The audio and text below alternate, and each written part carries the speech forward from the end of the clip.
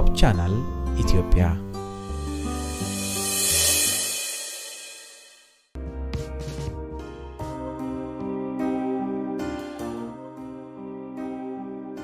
ifa dhugaa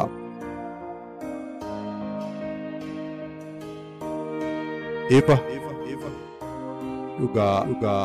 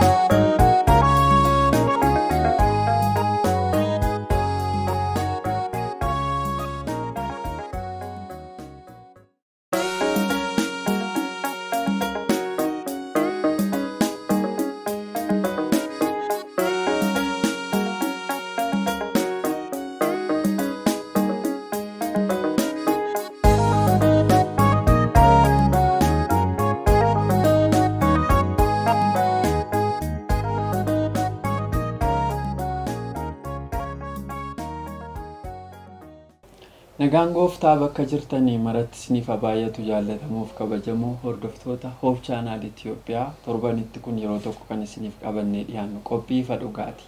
Qophii ifa dhugaa har'aa keessattis kan na wajjin jiran hojjetoota wangeelaa Fufaa Alamuu fi Xibabuu Dirooti. Sagantaa keenya har'aa isaanii wajjin qorannaa kan isiniif qoodaa itti fufna. Qophii kana keessatti Waaqayyo hafuura isaatiin akka nu geggeessuuf dursinee kadhannaadhaan eegalla. Luba Fufaa Alamuu wajjin kadhannaa waliin tura.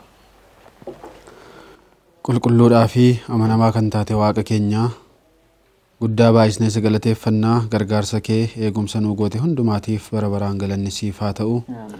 Yeroo kanas fuula kee dura jirraa maqaa gooftaa Yesuusiin iddoo kanatti ayyaanni kee akka nuu baay'atu hordoftoota sagantaa kanaas yaa Waaqayyo bakka jiranitti ayyaanni kee isaaniifis baay'atee dubbii si biraa ta'ee dhagaanii yaa Waaqayyo hundumti keenya dubbii dhageenyaan jijjiiramne kan biraa jijjiirree samaa'itti argamu akka dandeenyu uffate nu gargaari.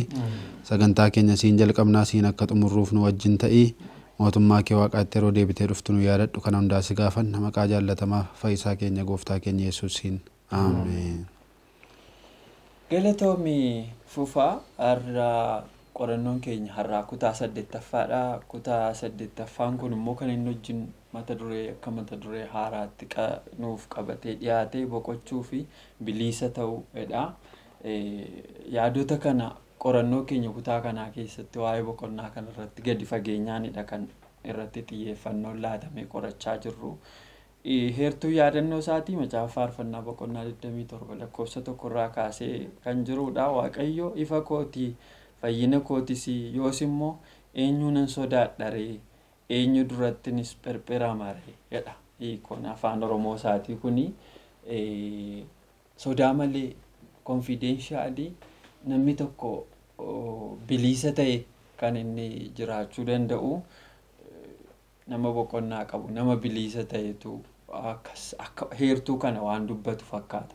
Waan feelingii confidence wayii namatti dhageessisu nama akkasiitu waan dubbate fakkaata. Heertuun kun nama Waaqa irratti boqote nama Waaqa irratti of gate wayii fakkaata yeroo nuuf caqasu. Kanumaan egaa wal qabatee immoo kutaan ittaanee jirus waa'ee boqonnaan akka inni fayyina namaa kennus wal qabee jira.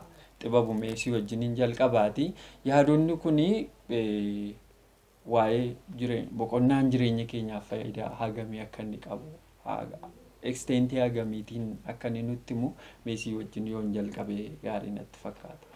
Fayyaa ta'e Waaqayyo si eebbisu. Baay'ee qo'annaan keenya fa'aa dhugaa baay'ee mata duree barbaachisaadha waa'ee boqochuuti. Egaa gooftaan keenya Yesuus Kiristoos tajaajila lafa kanarratti tajaajilaa ture. Namoota baay'ee sadarkaa du'aarra kan ga'anis baay'ee isaanii fayyiseera. Deebi'ee immoo namoota dhukkuba adda addaatiin qaban kan akka utaalloo kan akka mataa bo'oo kanas namoota akkasiis fayyiseera. Egaa dhukkuboota akkasii kanaan boqonnaan baay'ee barbaachisaadha. Namni tokko qaamni isaa innaa dadhabu maalidha? Dadhabuu jechuun gara biraatiin boqonnaan barbaada jechuudha. Nam boqodhaa boqonnaan barbaada jechuudha. Na boqochiisi jechuudha. Kanaaf boqonnaan qaama keenya keessatti baay'ee barbaachisaadha. Gooftaan keenya Yesuus Kiristoosis bartootani mee kottaa xiqqoo boqodhaa yeroo inni itti jedhetu jira. Waamichuma inni waames yoo jiraate namoota lafa kanarra jiran Yesuus irratti akka boqotanis Maatewos boqonnaa 11 lakkoofsa 28 waameera. Garuu barnoonni keenya qo'annaan keenya guyyaa har'aa kuni kan inni irratti xiyyeeffatu waa'ee namoota dhukkuba garaagaraa dhukkubsatanidha. Namoonni dachee kanarra kan jiran akkuma bifti keenya gargar ta'e dhukkubni nuti dhukkubsannus gargara. Dhukkuboota kan hundumaa mana yaalatti dhannee qoricha adda addaa fudhachuu bichaadhaan miti.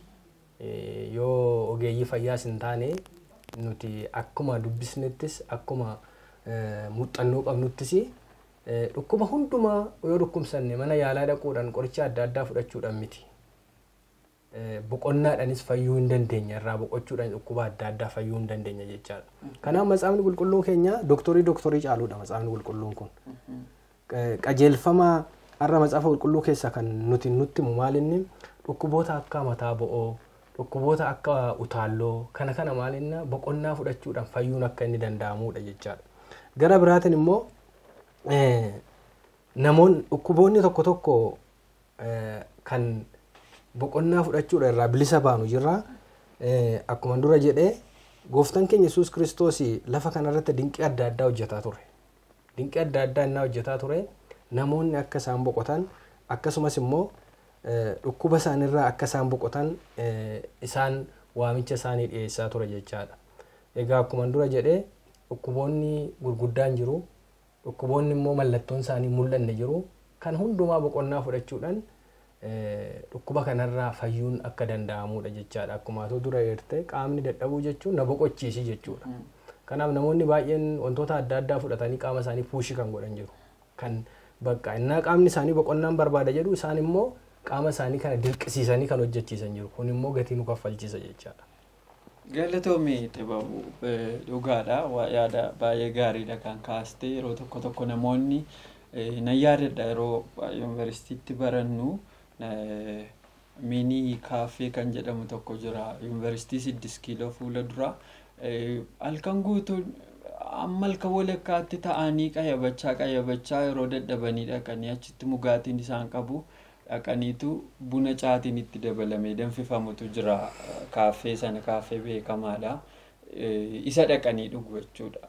Amma immoo deebi'anii haaraa ta'anii waan ta'an fakkaatu. Bor immoo danda'anii ka'an. Namoonni hin dirqisiisu jireenya isaanii garuu boqonnaan hin argamsiisu kun boqonnaa guutuu hin argamsiisu. Egaa kun isa liitiraaliidha. Jireenya fuuraattis yommuu deebi'u namoonni baay'een addunyaa kanarraa boqonnaa malee jiraatu.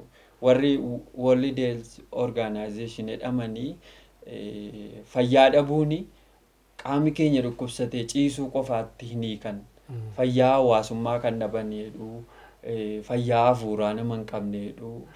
Fayyummaan qaamaa kunoo kan itti irratti kan iddoo adda addaatti qoodanii dhaalu namni tokko fayyaa mini yookaan immoo fayyaadha jedhanii ibsuuf jechuudha. Mee fufa gara kee irraatiin deebi'aati namoota rakkoo akkasii kanaaf saaxilamaniif egaa qorannoon keenya yaada gara jalqabaarra jiru keessaas itti dabaluu hin dandeessaa. Qorannoon keenya kun kutaan itti aanu immoo maalidha? Namoonni kun hundeerraa wallaanamuu qabuudha. Fakkeenyaaf kutaan wiixata namni hundeerraa wallaanamuu qabu. Eeyyuka kana hundeerraa nu wallaanu mee kanaan ol qabsiisiiti bal'isuu hin dandeessaa yaada kee kanarra. Baay'ee gaariidha. Waaqayyo si eebbisachuun jaalladha. Waa'een boqonnaa kun dhimma barbaachisaa fi dhimma ijoodha. Akkuma amma obboleessi kaasee kaase. Namoonni boqonnaa dhabuudhaan yeroo baay'ee dhukkuba garaagaraa irratti yeroo isaanii kufanii argaman argina. Wantoota boqonnaa isaan dhabsiisu gaafa itti yaadanii gara boqonnaatti deebi'an immoo fayyinni illee akka inni argamu. Baay'eensa dhukkuba nuyi ofitti finnuudha jechuudha. Inni kaan akkuma jirutti ta'e garuu boqonnaa dhabuunis dhukkuba akka namatti fidu namni baay'een quba qabaayi. Yeroo waaqayyo isaaf kennetti fayyadamee hojjetaa jiraayi. Waa'ee namummaa isaatii, waa'ee fayyaa isaa qaama isaatii, waa'ee fayyaa hafuura isaatii namni hubannoo hammamii qaba kan jedhu qorannaan keenya kunillee kan nu hubachiisudha. Maal jedha? Karoorri waaqayyo inni jalqabaa dhukkubaa fi dhiphina dhukkuba hin hammatu jedha. Karoorri waaqayyo jalqaba dhiphina keessa hin jiru, dhukkubni keessa hin jiru, yaaddoon keessa hin jiru, jeeqamsi keessa hin jiru. Kan hundumaarraa bilisa kan ta'edha. Kun hundumtuu kan inni dhufuu danda'e gaafa namni qajeelfama waaqayyooti ala ba'u. Namni gaafa karoora waaqayyoo dhiisee karoora mataa isaatii keessa seenu rakkoon kun hundumtuu akka inni dhufedha. Kanaaf egaa waaqayyo immoo maal gochuu barbaada? Sana hundeerraa qabee wal'aanuu barbaada jechuudha. Maddi ka'umsa kana yookiis immoo maddi rakkina kana hundumaa maal akka inni ta'edha? Cubbuu akka inni ta'edha jechuudha. Cubbuu sana egaa maal jedha? Kanaaf Yesuus gara hundeessa jalqabaa dhaqee dhiifama cubbuu kennaafii jedha. Boqonnaa kan kennu gooftaa keenya Yesuusi namni gara gooftaa Yesuus Kiristoositti yoo deebi'e boqonnaa guutuu akka inni argatu boqonnaa sana yoo argate immoo waaqayyo utuu boqonnaa sana kenniniif maal godha? Cubbuusaa dhiisaa fi cubbuunsaa yoo dhiise immoo boqonnaa caalu argamuu danda'a jechuudha. Kanaaf ba'aa nuyi baannee rakkannu baay'eensa ba'aa nuyi ofii keenyaa fuunee ofirra keenya of rakkisnu of dhiphisnurraan kan hafe kan waaqayyo nutti fide akka inni hin taane. Karoora waaqayyo keessa boqonnaa dhabuun kun akka inni hin jirre dabaluu barbaadeetan. Galatoomii fufaa dhugaadha. Seenaan kun egaa seenaa namicha isa dhukkubsatee tokko siin kaasa. Maarqos boqonnaa 2 lakkoofsa 1 kaasee yaada namicha dhukkubsatee isatti fidan tokko waanuma litiraalii qabatamaamatti waan ta'e wajjin wal qabsiiseetu kaasaa. Seenaa sana keessatti namicha sana warri kaan namoonni dhukkubsatoon baay'een namootaan baatamanii gara abbaa ogeessaa dhaqu, warri kaan immoo ofiin of danda'anii dhaquudhaan. Hawaasa keenya keessayyuu har'a kan akkasii baay'ee jira. Xibabu gara keetti deebi'aan jiraati. Namoonni of danda'anii hin dandees jiru. Fayyisaa isa cubbuutti rakkoo madda cubbuu sanaatti hundeerraa nama wallaanu kana bira dhaquu kan hin dandeenye, kan immoo ba'aa keenya barbaadanis jiru. Wantoota kanaan ol qabsiiftee waan itti dabaltuu qabaatte. Gaaffii baay'ee kutaataanuttis bal'isuu hin dandeessi. Gaaffii baay'ee gaariidha. Gara sana waloon naqaniin dura waanuma xiqqoo ishee amma waan paastariin jedhe irratti waanuma xiqqoo isheen dabaluu barbaada. Namoonni baay'een Waaqayyo qooda nama fayyisuu maaliif cubbuu gara pilaaneetii dhufe kana, dhukkuboota gara pilaaneetii dhufe kana hundeerraa maan buqqisne, maa dachee kanarraa balleessine kan jedhu namoonni gaaffii akkasii gaafatu. Haa ta'u malee wanti beekuu qabnu tokkoo fi dhugaa guddaan nuti beekuu qabnu Waaqayyo dhukkuba adda addaa dachee dhukkubaan mancaate, dachee rakkinaan mancaate kan hin uumne Waaqayyo. Waaqayyo kan inni uume pilaaneetii qulqulluu nama mudoo hin qabne, pilaaneetii mudoo hin qabne uume. Haa ta'u malee sababii abboomamuu dhabuurraa kan ka'e, namni abboomamuu dhabuurraa kan ka'e dacheen kun maal taate hin mancaate, dhukkubni adda addaa maal godhe gara biyya lafaa kanatti gale jechaadha. Kanaaf kan hundumaaf immoo kan itti gaafatamu eenyudha? Seexana mataa isaati. Namu sirriitti hubachuu qabna. Har'a namoonni maaliif Waaqayyo rakkina kana gara biyya lafaatti fidee? Waa'ee dhukkubaa bichaa miti. Rakkinoota gurguddaa gaaffii akkasii namoonni gaaffii gaafatu. Who is responsible? Rakkoo dhufe kanaaf itti gaafatamummaa eenyu? Baay'ee gaariidha. Waaqayyotu jiru maaliif kana callise? Baay'ee gaariidha. Yaa itti gaafatamummaa kan fudhatu Waaqayyo miti. Waaqayyo wanta hundumaa seera uumamaa jalqaba irratti yoo dubbifanne Waaqayyo waan uume hundumaa maal jedhe? Gaariidha, gaariidha, gaariidha, gaariidha, gaariidha jechaa ture. Uumama Waaqayyo keessa badaan hin turre. Haa ta'u iyyuu malee seexanni maatii keenya jalqabaa Addaamiif Hewaan hin eegan goomseen booda cubbuun maal ta'e gara dachee keenyatti dhufe rakkina keessaa ba'uu hin dandeenye kanatti kufne jechaadha. Kanaaf gaaffii eenyutti gaafatamummaa kan fudhatu kan jedhu seexanaa fi warra duuka buutota seexanaati jechaadha. Egaa gara gaaffii keetti hin deebi'u. Namoota gara Yesuusin dhufuu hin dandeenye, gara Yesuusin dhufuu kan hin dandeenye akkamitti boqonnaa kana hundee boqonnaa kana akkamitti argachuu danda'u yookaan immoo fayyina kana akkamitti argachuu danda'u? Har'a nuti ambasaaddara Kiristoos. Waaqayyo nu malee miila hin qabu namoota kan biroo bira ga'uudhaaf. Waaqayyo nu malee harka hin qabu namoota sana qabuudhaaf. Kanaaf nuti meeshaa Waaqayyooti jechaadha. Waldaan Waaqayyoo waldaa itti waaqeffatanii ba'anii ho'isanii ba'anii torbeedhaan dhufanii wal ga'an bichaa miti. Waldaan Waaqayyoo hospitaala cimaa kan maal jedhu hospitaalota gurguddaa kan itti barreessan jiru miti. Riferaalii. Waldaan Waaqayyoo riferaalidha. Waldaan Waaqayyoo jecha. Kanaaf waldaan Waaqayyoo riferaalidha. Mana nyaataa miti waldaan Waaqayyoo hospitaala guddaadha. Namoonni baay'een dhufanii kan itti fayyan. Dhukkuba hafuuras dhukkuba foonis. Macaafa qulqulluu keessatti har'a akka carraa ta'ee waldaan humna dhabuurraa kan ka'e cubbuun waldaa keessatti waan laliseef malee macaafa qulqulluu keessatti yoo laalle gooftaan keenya Yesuus Kiristoos biyya lafaa kanarra arnaa ture. Namoonni gara hospitaalaa deemaa turan jedha macaafni qulqulluun? Deemaa turan jedha? Hin jiru. Gara waldaa deemaa turan, gara Kiristoosin deemaa turan jechaadha. Kanaaf namoonni kun har'a akkuma dubbadhe nu malee Waaqayyo nu malee afaan hin qabu, Waaqayyo nu malee miila hin qabu isaan bira ga'uudhaaf. Waaqayyo karaa waldaa hojjeta. Waaqayyo karaa waldaa hojjeta. Namoota gara kan waldaa dhufuu hin dandeenye, namoota immoo rakkina kana keessatti mana isaaniitti entanaa ta'anii gara waldaa, gara hospitaala Waaqayyoo kana maal ta'uu danda'u? Dhufuu danda'u jecha. Yoo dhufuu hin dandeenye immoo maal goona? Nu ambasaaddara Kiristoos waan taaneef namoota kana bira geenye namoota kana maal godhuu qabna? Fayyisaa kana isaanii kadhannee akka isaan dhiphina isaaniirraa isaan fayyan isaan gochuu dandeenya jechaadha. Gara biraatiin asumaan guyyaa isaa itti aanutti yaada kiyyannan kennu attamitti namoonni baay'een rakkina adda addaa keessa jiru miti fiigicha keessa kan jiran jiru. Fiigicha keessatti akkamitti boqochuu dandeenya? Macaafa qulqulluu keessaa nama fiigicha keessatti boqote nama tokko argina. Innis eenyudha? Eeliyaas. Eeliyaas saa 24 guutuu boqonnaa hin qabu. Maaliif boqonnaa dhabee? Wanti boqonnaa isa dhoowwee lubbuu isaa oolfachuudhaaf. Lubbuu isaa oolfachuudhaaf. Kanaaf Eeliyaas maalidha inni dhukkuba dhiphinaa qaba.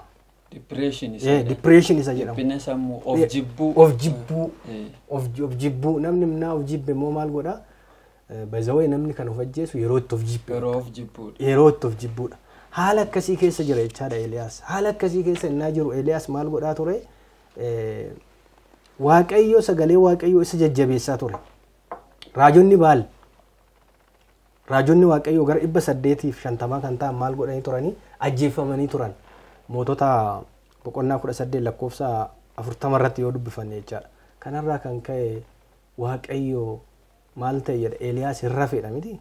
Hin rafee gara rafee immoo quraan maal isaa geesseedha? Nyaata isaa geesseedha. Argitanii kanarraa waan guddaa baranna. Haala rakkisaa keessatti, haala hamaa keessatti harki Waaqayyoo gabaabaa miti nu bira ga'uudhaaf.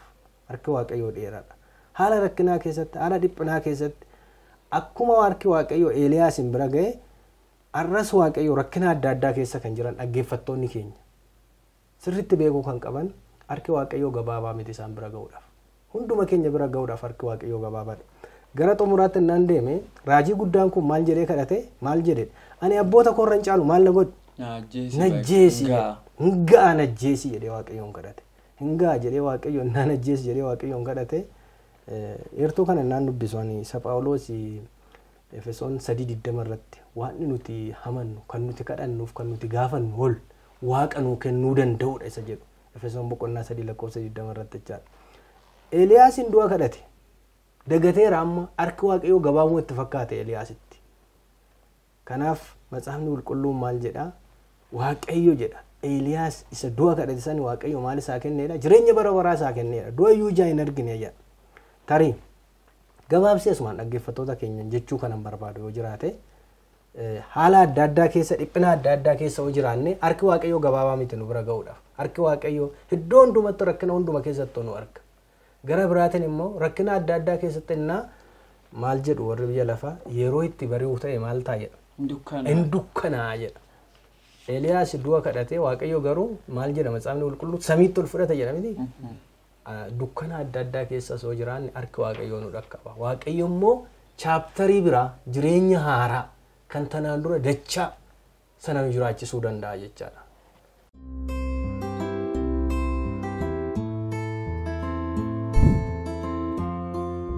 Hope Channel Ethiopia. Galatoomite babu meegaa kutaama kanarratti carraa Paaster Fufaa Finkennaa irraa deebinee waan kana yaada isaa babal'ifnee akka ilaalluu fi qaammate babuun dubbate irratti waa'ee fiigicha Eeliyaasiin kaaseeraa fiigicha Eeliyaas fiigicha qormaata qabu ture.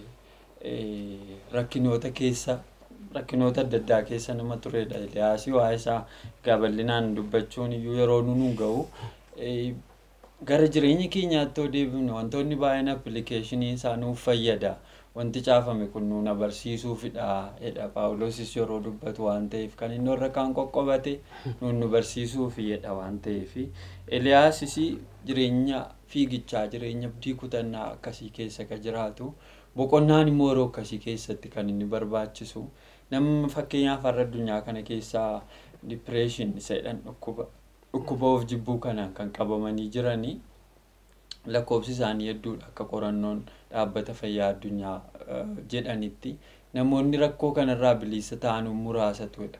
Keessattuu magaalota guguddatan keessatti egaa biyyi kun guddaadha jechuu yoo baanne iyyuu kanneen karaa onlaayinii waan adda addaatiin arginu namoonni baay'een maariwaanaa, maaloo, ashiishii garaagaraa wanta waa ittiin ofirraanfachiisuu barbaadan fayyadamu. Hiriyaa koo wajjin al tokko barsiisaan keenya yuunivarsiitiidha assaayimentii nuu kenninaan intarneetii dhabneetu kaaffee wannaa fashaa bal'aa tokko iddoo biqiltoonni jiran dhanne gaafa cidhannu intarneetii waayifaa fayyadamaatu assaayimentii sana hojjechuun nurra jira borgala waan ta'eef yeroo achi dhannu namooti baay'een xuuxu ammaa xuuxu waan adda addaa kana fayyadamu gammaduuf jedhanii Mucaan hiriyaan koo sun akka tasaa ta'ee nama wantoota akkasii keessatti muuxannoo adda addaa qabuu fi namoota akkasii wajjin hiriyaa kan qabudha. Girmaa'e naan jedheen. Namooti taddanatti argitu kun waan bashannanuu dhufan sitti fakkaatu naan jedhe. Eeyyee bashannanuu irra yeroo ittiin jedheen. Baay'ee xuuxuddoo sana keessatti waan adda addaa kana fayyadamu namoonni sun.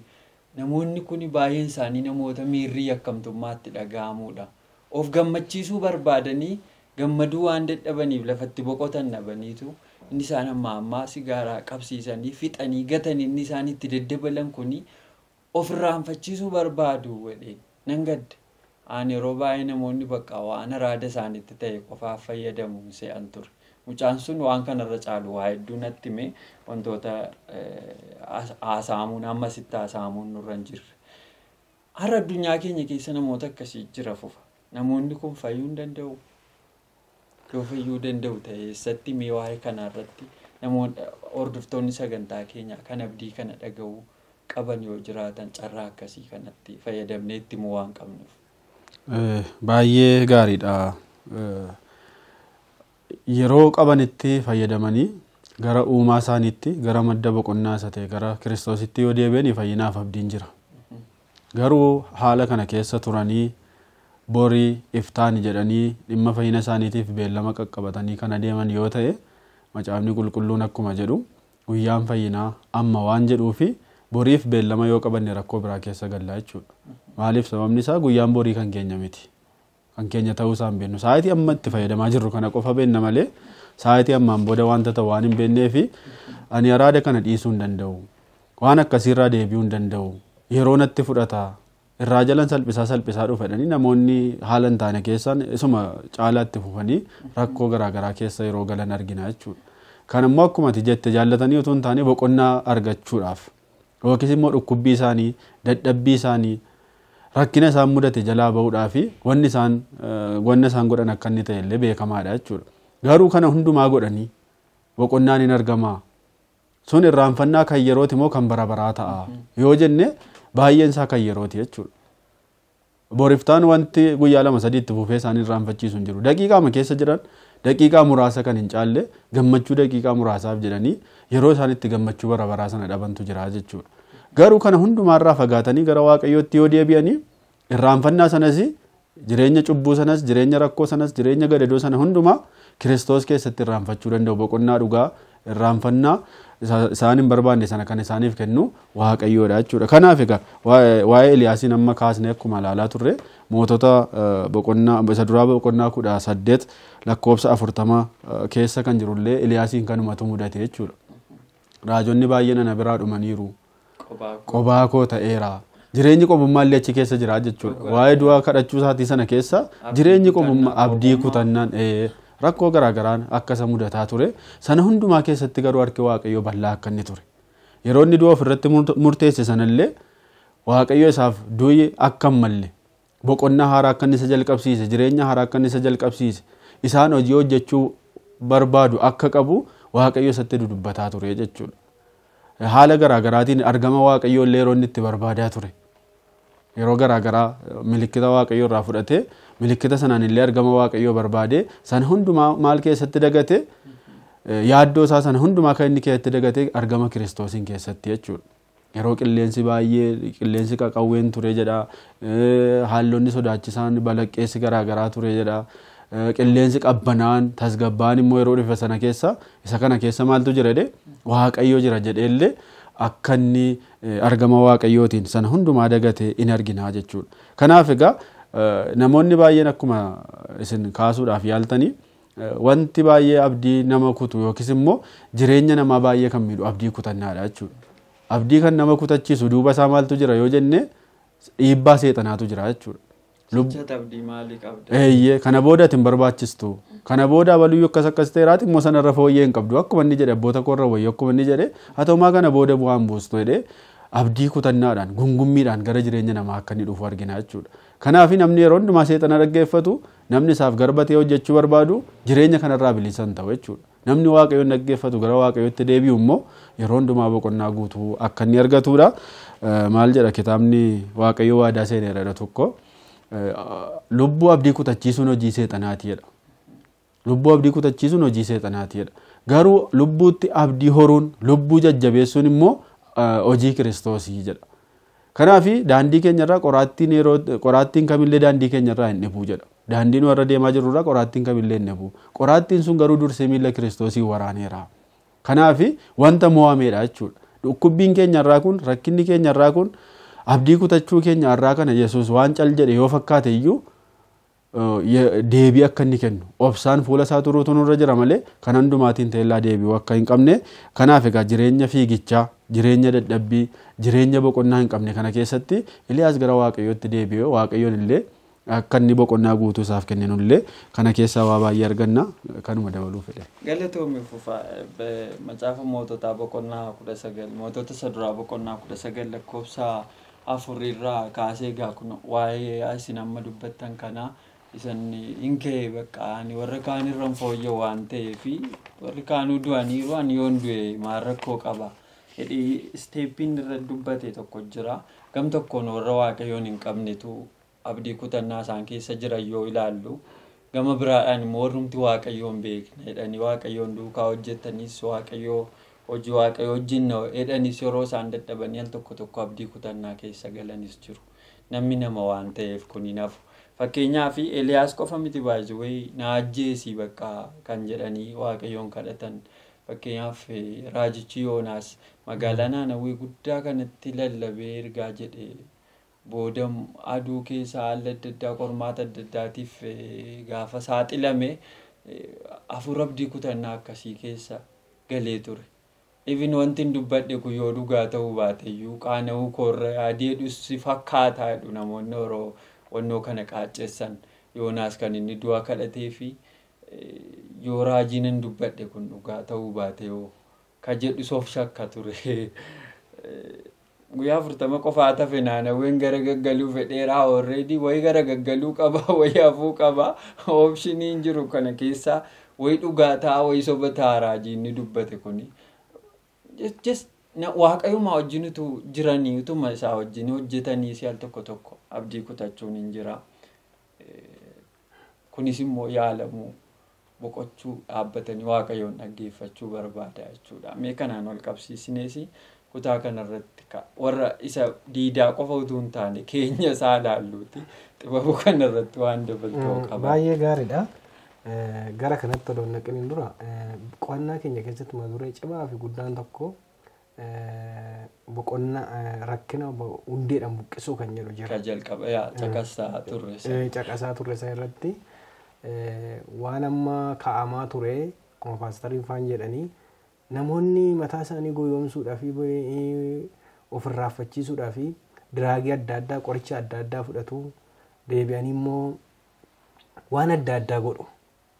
Haa ta'u malee sun furmaatan ta'u.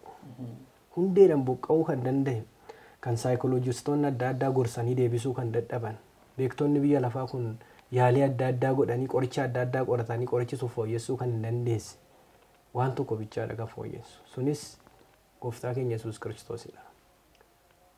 Namni hundumtuu tarii dhaggeeffattoonni keenya yeroo kana dhaggeeffachaa kan turanii waldaa keessas ta'e waldaa alas ta'e rakkina adda addaatti kukkufanii kan jiranii furmaanni isaa beektota biyya lafaa diraagii qoricha adda addaa odoo hin taane gorsa saayikolojistoota adda addaa odoo hin taane gara Gooftaa keenya Yesuus Kiristoosidha. Kan ammoo waan dhageenyeef odoo hin taane waan ija keenyaan argineef. Namoonni baay'een waldaa kiristaanaa keessatti araada adda addaarraa boqonnaa kan dhaban boqonnaa argatanii araada adda addaatiin dhiphina adda addaatiin kan jiran dhiphina sana keessaa bilisa ba'anii by the way garbummaa jalaa kan ittiin bilisa ba'uu dandeenyu Gooftaa keenya Yesuus Kiristoosidha jechaadha. Kanaaf Gooftaan keenya Yesuus Kiristoos kottaa bishaan tolaanarraa maal godhaa? Fudhadhaa dhugaa waan gatii hin qabnetti maaliif horii keessan baastu jedha. Kana jechuun waan nu fayyisuu hin dandeenye waan rakkina keenya hundeedhaan buqqisuu hin dandeenye furmaata ta'uu hin dandeenyetti maaliif yeroo keessan gubduudha.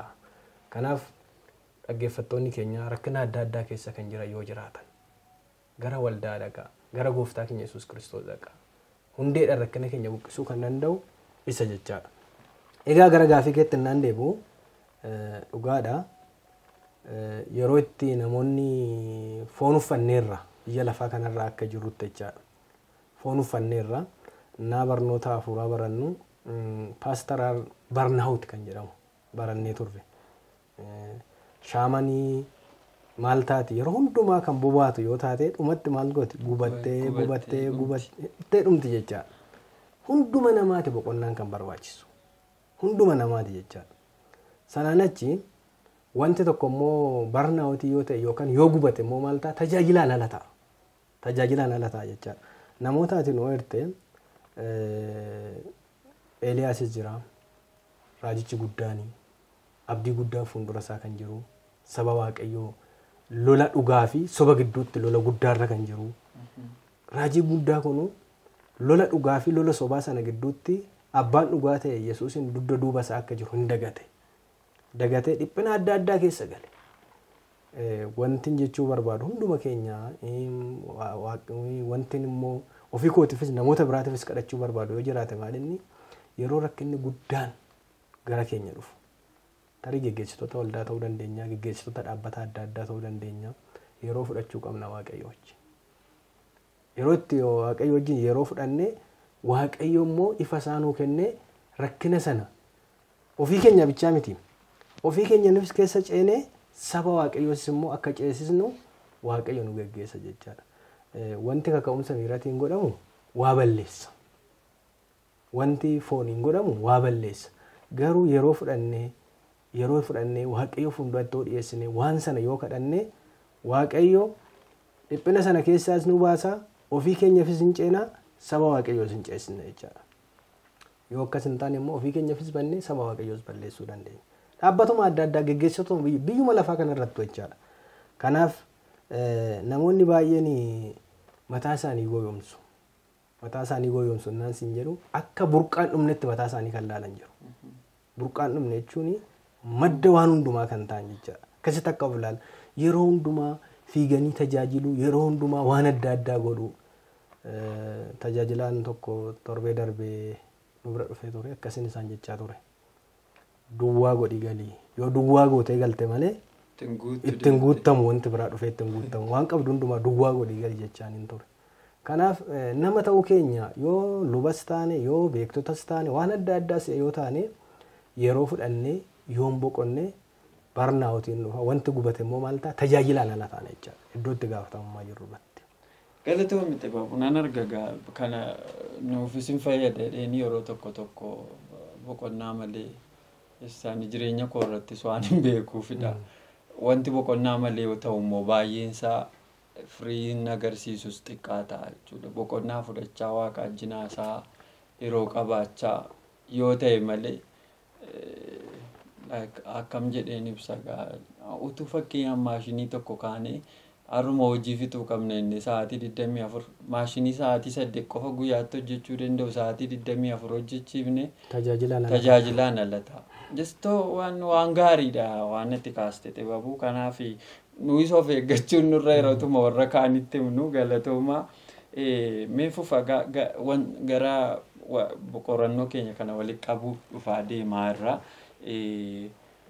wantoonni ta'an kun small scale fi large scale jedhan fakkeenyaaf warri addunyaa kanarra diizaayinii mana ijaarsaa hojjetan warri maalii hojjetan kuni mana fooqii asii ol 50 yookiin 30 ijaaranii waraqata xinnoo tokko irra lafatti sitti agarsiisu wayi kompiitara xinnoo irratti sitti agarsiisu jechuudha.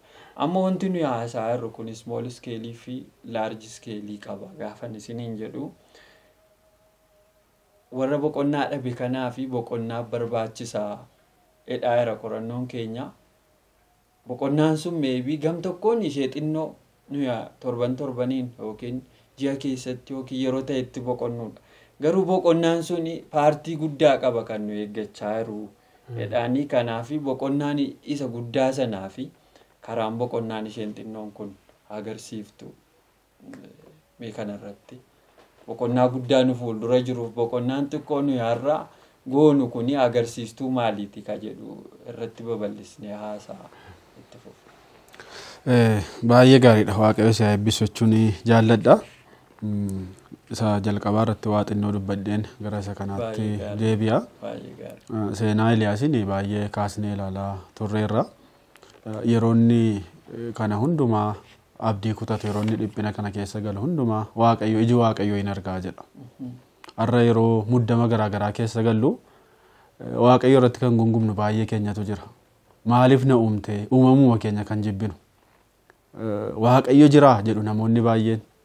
Yeroon akkas ta'u yeroon dhiphina kana keessa jiru dhuguma waaqayyo teessoo isaarra jira jedhanii kan kaasan jiru jechuudha. Even kiristaanuma illee kan ta'anii waa'eedhuma kaleessa dheengaddaa waaqayyo isaanii wajjin jiraachuu isaa kan beekanii waaqayyoon wajjin jiraachuu isaa kan beeknu rakkoodhuma xinnoodhaan aangoo waaqayyoo kana yookiis immoo gooftummaa waaqayyoo kan mamnu illee jirra jechuudha.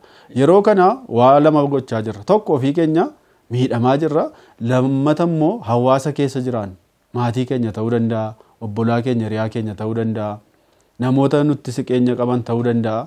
Nurraa wanti isaan baraa jiranii waaqayyo irratti abdii dhabu jechuudha isaanis. Kana yooma rakkoon akkasiillee nu mudate dhoksaatti jilbeenfannee utuu nurratti hin beekamin fuula waaqayyo irra turuun illee barbaachisaadha jechuudha. Haa ta'u nama biraas miine ofis miina jechuudha yeroo jireenya akkasii keessa seennu. Kana qofaa mitii jedha. Kunis ta'ee jedha oduu gammachiisaan yookiis immoo oduu gaariin jiru waaqayyo Eliyaas irratti hin farannee jedha. Gaaffii isaa hundumaatiif deebii akka inni deebise waaqayyo waaqa gara laafessaa akka inni ta'e murtiidhaaf kan hin ariifanne araaraaf kan ariifatu akka inni ta'e argina. Egaa boqonnaa argachuudhaaf namoonni waa baay'ee yaaluu jenneerra. Qorannaan keenya kunis waa baay'ee kaasa. Boqonnaan argamu kun immoo boqonnaa yerootii jenneerra. Kan bara baraa mitii jenneerra. Boqonnaan bara baraa waaqayyoon biratti argamaa jenne. Namoonni yeroo araada garaagaraa keessa seenanii akka tilmaama kootiitti waa sadiidha kan isaan dhabanidha yaada. Tokkoffaa sagalee waaqayyoo kan inni jedhu kottaa waa nyaadhaa dhugaa jedha. Boqonnaa barbaachisuudhaaf waaqayyoo fi maallaqni kaffalu hin jiru. Har'a garuu namni maallaqa isaa hin dhaba tokkoffaa. Dhugaatiis yoo ta'e kaffaleeti kan inni dhugu. Aarsuus yoo ta'e yookiis immoo sigaaraasa jennu kana maal godha maallaqa kaffaleeti kan inni bitatu. Wantoota garaagaraa wanta na gargaara jedhee yaadu qorichoota kanas sa'aadochuu kanas namoonni baay'ee horii guddaatti baasaniiti. Baay'ee isin saama yeroo darbe hiriyoonni keenya sanbatoon faayidamanii maneedhaa yeroo turanii isaaniin gaafachuuf yeroo deddeebi'aa turre dubartii lammii biyya Itoophiyaa hin taane tokko qabanii fidan mana murtii. Kun immoo maal balleessitee as keessatti hidhamtii ka jedhu hordofaa turre addacharra teenye gaafa dhaggeeffannu gaafa odeeffannoo ishee fudhannu achi wanni isheen ittiin himatamte poolisiin kan ittiin himatu baala sammuu namaa adochuu gadameessa ishee keessatti baatteerti. Iddoo biraa geessite gurguruufidha baay'ee. Look amma makka namni wanta kana daddabarsuuf illee gatii namni kaffalu laaletti satuutuu qofa miti. Asii fuudhanii iddoo biraa dabarsuuf illee gatii namni kaffalu laali. Mata duree keessa dura. Haa rakkoon qabu. Kana hundumaa maal baasaniiti? Maallaqa baasanii yookiis immoo qarshii baasaniiti. Tokkoffaa ikoonomikaalii maal ta'u? Hin miidhamu. Inni lammaffaa immoo waan isaan godhan kun maal isaan miidha? Fayyaa isaanii miidha. Sadaffaa immoo mootummaa waaqayyoo keessaallee maal godha? Ala isaan baasa jechuudha. Kana hundumaa maaliin kaffalaniiti yookiis immoo maallaqa baasaniiti jechuudha. Boqonnaan inni nuyi kan bara baraas Yesuus biraa argannu maallaqa tokko illee otoo ittiin baasin qalbii jijjiirrachuudhaan jilbeenfannee fuula isaa dura turuudhaan isa kadhachuudhaan boqonnaa bara baraa boqonnaa isa dhugaa ta'e maal gochuu dandeenya argachuu dandeenya jechuudha. Kanaaf egaa boqonnaan akkuma nu barbaachisu akkuma kaaste gara gaaffii keetiitti dhufuudhaafis boqonnaan isheen lafa kana irratti nuyi har'a arginu muraasa taatee mul'achuu dandeessi. Hawaasa sa'aatii 24 torban guutuu guyyaa torbaniyyuu boqonnaa hin qabne keessa qorannaan keenya mata duree guddaan isaa kan inni jedhu jechuudha. Kanaaf Kiristoos immoo gara boqonnaa kanaatti kan inni nu waamaa jiru jechuudha. Kanaaf isuma guyyaa hojii nuuf kenname keessaa illee boqonnaan barbaachisaan akka inni jiru. Nyaata keenyaaf, dhugaatii keenyaaf, boqonnaa keenyaaf, hojii keenyaaf, barumsa keenyaaf waan hundumaatii fi qoonnee sirnaan yoo fayyadamne boqonnaa guutuu argachuu dandeenya. Inni itti aanu immoo torban guutummaa hojiidhaaf waaqayyo kan kenne miti jechuudha. Guyyaa ja'a guutummaa hojii kee hojjedhu guyyaa inni torbaffaan kan waaqayyooti. Guyyaa sanatti maal godhiidha? Boqodhuudha. Guyyaa sanatti illee guyyaa boqonnaa akka inni ta'e hin argina jechuudha. Boqonnaan inni kun immoo kan lafaa duwwaatu hin taane samiitti illee darbee akka inni jiraatu. Samiitti illee darbee akka inni jiraatu. Waaqayyo wajjiniin guyyaa boqonnaa kanatti uumamni ardii cubbuutti hin kufne yookiis immoo uumamni cubbuutti hin kufne isaanillee kan isaanitti boqotan kan isaanitti waaqessan samiirrallee darbee akka inni jiraatu wajjiniin illee wal qabsiisee argisiisa jechuudha. Kanaaf egaa boqonnaa waaqayyoo kennu boqonnaa yerootu hin taane boqonnaa haala irratti hundaa'etu hin taane boqonnaa guutuu fi boqonnaa bara baraa isa ta'e gara waaqayyootti deebi'uun barbaachisaa akka inni ta'e. Namni waa baay'ee yaala waa baay'eetti milkaa'uu dhaba garuu kan hundumaa dhiisee dhaabatee gara akka Eliyaasiin gara waaqayyootti deebi'ee gara waaqayyoon yoo yaade waaqayyoo boqonnaa kana isaaf kennullee akka inni danda'u lafarrattis samiirrattis boqonnaan akka inni jiru hubachuu akka qabnu. Baay'ee gaariidha. Paastariin akkuma jedhanii waama boqonnaa xiqqoo kanaa fi boqonnaa guddaa kanaa seenuma raajicha guddaa kanarraa waa baranna. Maal godhe seen raajichi kuni irra fee egaa rafeen booda maal godhe hin boqote miti hin haara'e. Sanaan booda immoo egaa rafee egaa haara'een booda immoo maal godhe fiigicha biraatti fufe deemsa biraatti fufe. Deemsa biraa geettu fufe waaqayyo immoo maal godhe jireenya isaa otoo hin du'in maal godhe jedha gara samaa'itti ol fudhate jedha. Kanaaf irraa waldaa kiristaanaa keessatti boqonnaa wantoota adda addaa kan nuti goonu boqonnaan nuti qabnu isa samaa'ii dhadhama isa samaa'ii sana xiqqoo dhadhamaarra jechaadha inni lafarratti raawwachaa jiru. Kanaaf dhumarratti dhaggeeffattoonni keenya kan nu dhaggeeffachaa jiranii rakkina keenya dhukkuba keenya wanta hundumaa iddaan buqqisuudhaa fi gara gooftaa Yesuus Kiristoos dhufuu qabna. Tokkoof tokko isa bichaadha furmaata. Fufa waan dhumaa waan jettu qabaate carraa tokko. Anis boqonnaa dhugaan isuma keessatti argamaadha.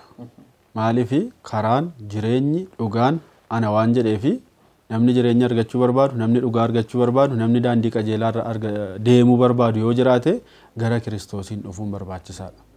Gara isaa yoo dhufne boqonnaa dhugaa arganna boqonnaa guutuu arganna jireenya hir'uu yookiis jireenya walakkaatu hin taane jireenya guutuu arganna jechuudha. Kan immoo har'a lafarratti wanti hundumtu wal nuu qixxaatee jiraataa miti. Lafarratti qorumsi jira rakkinni jira dhiphinni jira sana hundumaa keessatti jabaannee dhaabachuu akka nuyi qabnu. Maaliif biyya lafaatti rakkina qabdu garuu jabaadhaa ani biyya lafaa moo'eeraa jedha. Biyyi lafaa wallaansoo akka qabu beeka. Wangeela Yohaannis boqonnaa 16 lakkoofsa 33 yoo dubbisne biyyi lafaa wallaansoo akka qabu qorumsa akka qabu dadhabbii akka inni qabu beeka. Garuu biyya lafaa hammaatu kana keessatti isin hin dhiisuu jedha. Deebi'ee gara keessan nan dhufa waan jedhuufi boqonnaa sanatti nu galchuudhaaf innillee waan dhufuufi isa kana yaadatti qabannee fuula waaqayyoo dura obsaan turuun barbaachisaadha. Yeroo baay'ee ariifannee tarkaanfii nuyi fudhannu jireenya keenya gabaabsa yookiis immoo jireenya keenya balleessee hojii waaqayyoo fuulduratti nuun hojjechuu barbaadutti illee gufuu waan ta'uufi dhaabannee of ilaaluun barbaachisaa akka ta'e itti dabaluu barbaadeetan. Hedduu galatoomaa turtii keessaniif baay'een isin galateeffadha. Waaqayyo isin haa eebbisu yoo fedha waaqaa ta'e yeroo biraa qorannoo biraatiin akka walitti deebinu abdiin qaba. Har'aaf egaa sumaan nagaa isinii dhaammachuun fedha. Egaa jaallatamuuf kabajamoo hordoftoota sagantaa keenyaa qophii haga yoonaatti ture nuun waliin ta'uu keessaniin hedduu eebbifamtanii todheen abdii qaba. Yoo fedha waaqaa ta'e tuuta kanaa wajjin qophii biraan deebinee wal argina. Torbee amma qophii kanaan deebinee wal arginutti nagaan nuuf tura.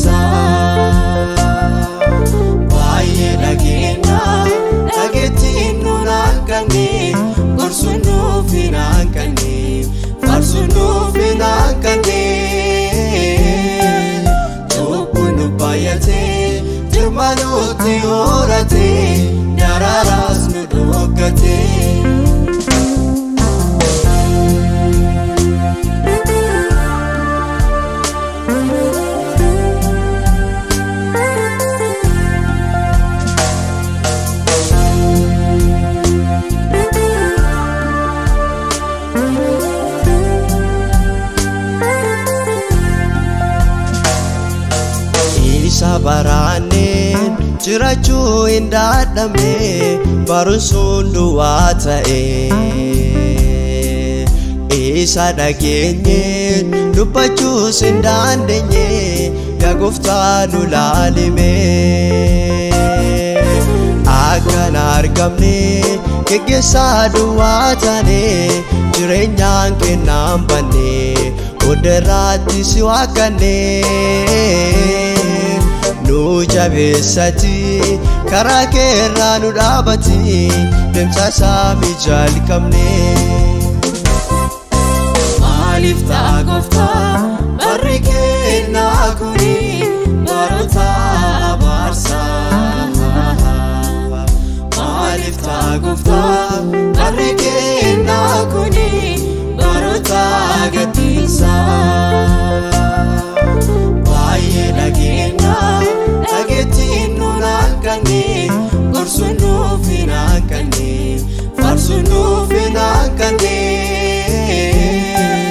cubbuun nu baay'atee jirma nutti horatee daraaraas nu dhokatee.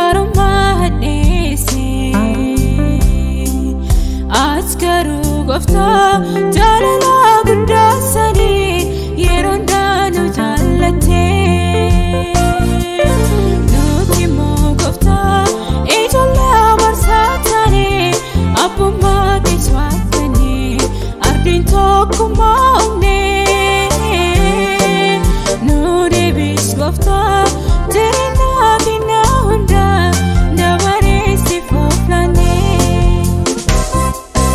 maaliif ta'a gooftaa barri kennaa kuni baroota abaarsaa maaliif ta'a gooftaa barri kennaa kuni baroota gadhiisaa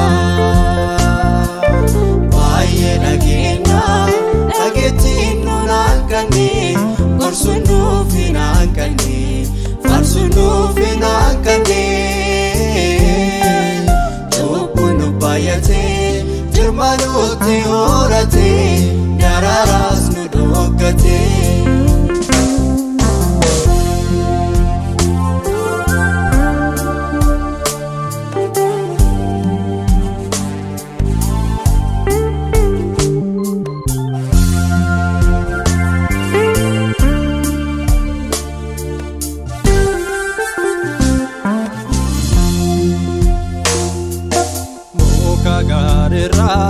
Ijiraan arangari akkuma eegamu ta'uu baatumoo muramee baduuf jira maalturraa eegamu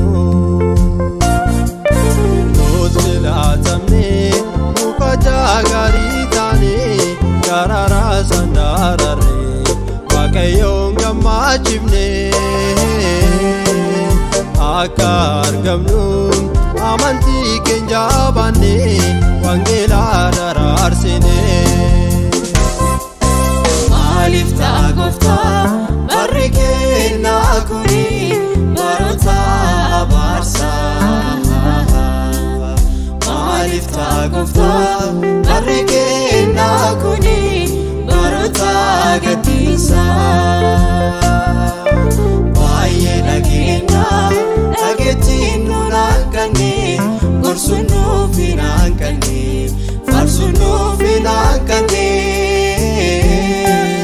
cubbuun nu baay'atee jirma nutti horatee daraaraas nu dhokatee.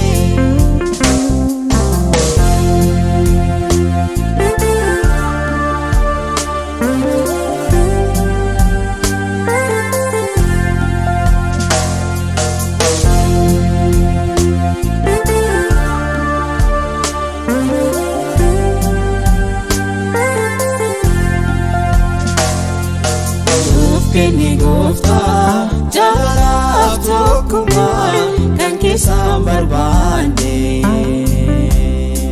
saamalee kee fakkaanne